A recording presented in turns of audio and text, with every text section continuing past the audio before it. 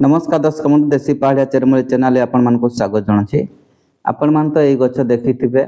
एई गछ तो सहज के आपण माने देखि परिबे नै काहेकि ना बड़ बड़ जंगल माध्यम रे ये होइथाय एवं लुचाणा जगह रे होइथाय। एई गछ को आपण माने चिन्हि नियंतु। यार नाम कहि दोछि। ए गछर ना होछि अश्वगंधा। यार बहुत मार्केट अछि माने ये बहुत औषधीय काम रे लागि थाए। तो आपण माने यार जदि औषधीय गुण जानि ना तो मु आपण को कहि देउछि। जदि आपण माने मो चैनल नुआ अछन सब्सक्राइब लाइक कर दियंतु। तो चलंतु जानबा ये अश्वगंधार औषधीय गुण विषय रे। तो आपण मान को ये ओडिसा रे बहुत जगह भी मिली थाए। आपण माने जदि चिन्हि पारिबे तो बहुत भलो कथा। तो या कोनी आपण माने औषधीय काम रे लगाई पारिबे। केबे भी आपनकर देह लागुनी बा कोनोसी कारण वस्तु पई देह आपनकर झड़ी जाउची आपण किपरि आपनकर शुक्र को गाढ़ करिवे। तो आपण माने ये अश्वगंधा साहाय्य रे शुक्र को किपरि गाढ़ करिवे। शुक्र को जदि आपण माने गाढ़ करबार अछि এই ଅଶ୍ୱଗନ୍ଧା ମୂଳକୁ ଆପଣମାନେ ଖୋଳି ଆଣନ୍ତୁ, ତାକୁ ଖରାରେ ଶୁଖେଇ ଦିଅନ୍ତୁ ଏବଂ ତାକୁ ଚୂର୍ଣ୍ଣ କରି ଗୋଟିଏ ଜାଗାରେ ରଖି ନିଅନ୍ତୁ ଏବଂ ପ୍ରତିଦିନ ସକାଳେ ଓ ସନ୍ଧ୍ୟାରେ 1 ଚାମଚ ଦେଇ କ୍ଷୀର ସହିତ ସେବନ କରନ୍ତୁ। ଦେଖିବେ ଆପଣଙ୍କର ଶୁକ୍ର ନିଶ୍ଚୟ ଗାଢ଼ ହୋଇ ଆପଣଙ୍କର ଦେହ ସୁସ୍ଥ ହୋଇଯିବ ଏବଂ ତାକତ ମଧ୍ୟ ଲାଗିବ। ସେଇଭଳି ଯଦି ଆପଣମାନେ ଅଶ୍ୱଗନ୍ଧା ମୂଳକୁ ଡେଲି କ୍ଷୀର ସହିତ ଦୁଧ ସାଙ୍ଗେ ମିଶାଇ ଯଦି ଆପଣମାନେ ଚାମଚେ ବା 2 ଚାମଚ କରି ଖାଉଛନ୍ତି ଡେଲି तो आपणकर शरीर हृष्टपुष्ट हम और समस्त रोग दूर हुए, शक्ति वृद्धि होता है, रीतिशक्ति वृद्धि पाई थाए। तो आपण मैंने यही अश्वगंधा चेर को आनी खाई पारिबे। तो आपण मैंने ताको आनी चूर्ण करी खांतु।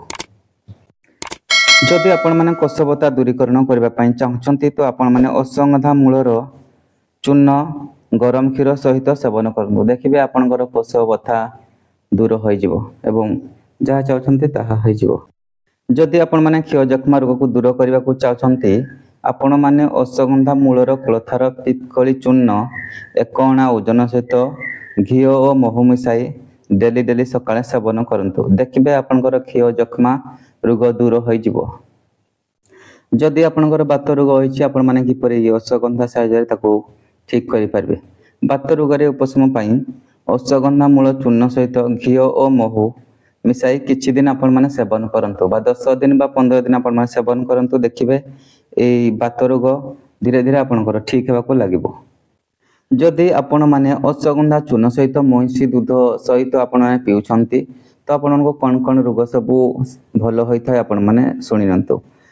क्लस रोग, वायु, क्लथ, कुष्ठ और छौ रोग मध्य भलो होइथाय जदि आपण माने एई अश्वगंधा पाउडर को महिषी दूध सहित 15 दिन बा 20 दिन सेवन करछंती तो एई सब रोग धीरे धीरे भलो हेबाको लागि थाए।